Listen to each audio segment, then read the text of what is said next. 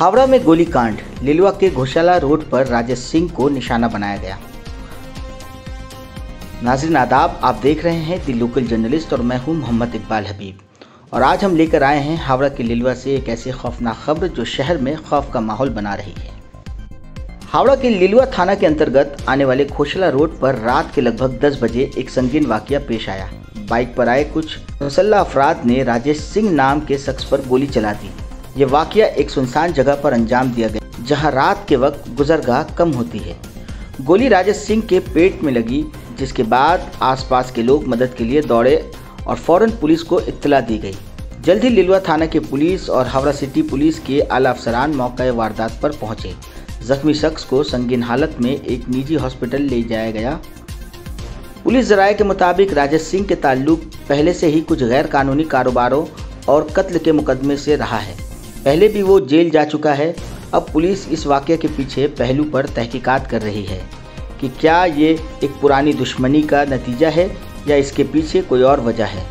मौका वारदात पर पुलिस की भारी तादाद तैनात कर दी गई है।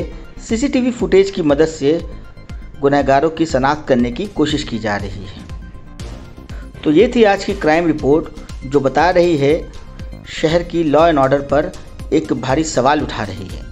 पुलिस इस केस पर हर पहलू से जांच कर रही है। आगे की हर एक अपडेट के लिए बने रहें दी लोकल जर्नलिस्ट के साथ। मैं हूं मोहम्मद इकबाल हबीब। मिलते हैं अगली रिपोर्ट में, तब तक के लिए अपना ख्याल रखें और सुरक्षित रहें।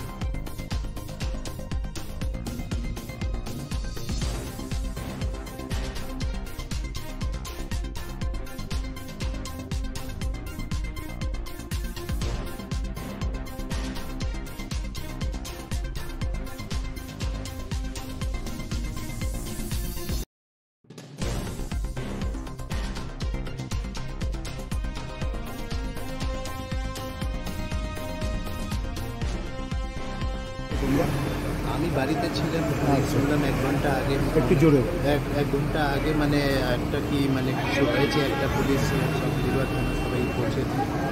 আর কি গুলি বাইকে দিয়ে আসলো, বাইক দিয়ে এসে গুলি করে চলে গেছে। কাকে? এটা কনফিউশনে আছে এখন, মানে নাম ক্লিয়ার হচ্ছে না, হসপিটাল গেলে জানতে। তোমরা কি শুনেছো কাকে মেরেছে গুলিটা? কেউ একটা প্রমোটার বলছে, প্রমোটার আছে। প্রমোটারকে গুলি করেছে? হ্যাঁ,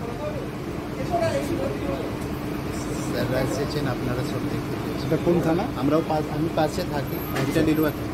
আমার নাম অভিজিৎ। কবে ঘটেছিল এটা? কখন হয়েছিল? আমি বাড়িতে ছিলাম, একটা জাস্ট একটা মিডিয়া ফ্ল্যাশ হচ্ছিল, দেখে আমি হঠাৎ করে বাইরে আসলাম, দেখলাম সবাই এখানে এসেছে, চলেছে। আপনার নাম? অভিজিৎ মিশ্রা। এটা কোন জায়গা? এটা নেতাজি সুভাষ রোড, ওল্ড গৌশালা, লিলুয়া। আমাকে ফোন এসছে 10:03 ফোন এসছে, বললো কি দাদাকে গুলি লেগেছে, জয়সওয়াল হসপিটালে তুমি আসো।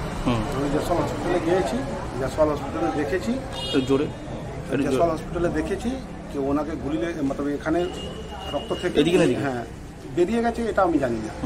ঠিক আছে, তারপরে আমি যখন দেখেছি ওনাকে মনে হচ্ছিল গুলি লেগেছে, রক্ত থেকে পুরো একদম চান করে যাচ্ছে। তখন দেখে আমি ওখান থেকে রিফার করে দিয়েছি সঙ্গে সঙ্গে, আমি ওখানে দাঁড়াতে পারিনি। তখন ওখানে আইএলএসে ট্রান্সফার করে দিয়েছি।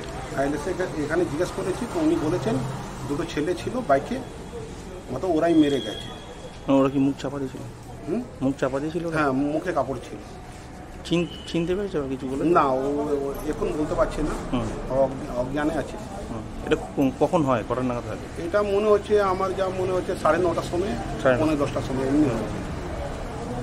আপনি তারপর ওনাকে নিয়ে এসে আইএলএসে ভর্তি করেন? হ্যাঁ, আইএলএসে নিয়ে এসে। আপনার নাম? হ্যাঁ, আপনার নাম?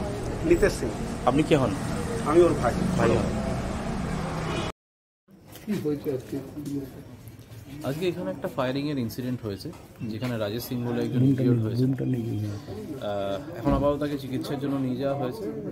এখন অবধি যা খবর আছে স্টেবল আছে, এমনি ভাইটালস ঠিক আছে।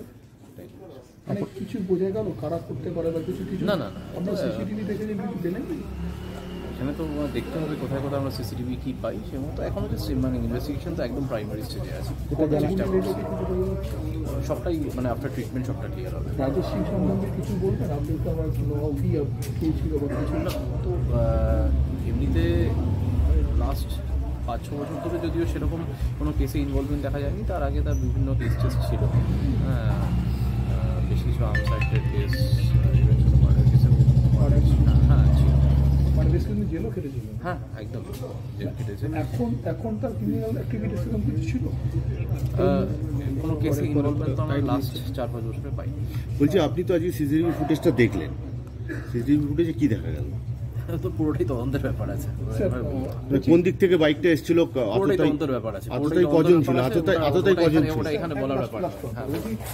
এতদিন পরে যিনি 5-6 বছর ধরে কোনো ক্রিমিনাল কেসের যুক্ত ছিলেন না আপনি বলছেন, মানে যুক্ত ছিলেন না মানে আমরা কোনো কেস রেফারেন্স করি। এই হঠাৎ করে এরকম একটা ঘটনা ঘটলো, হ্যাঁ।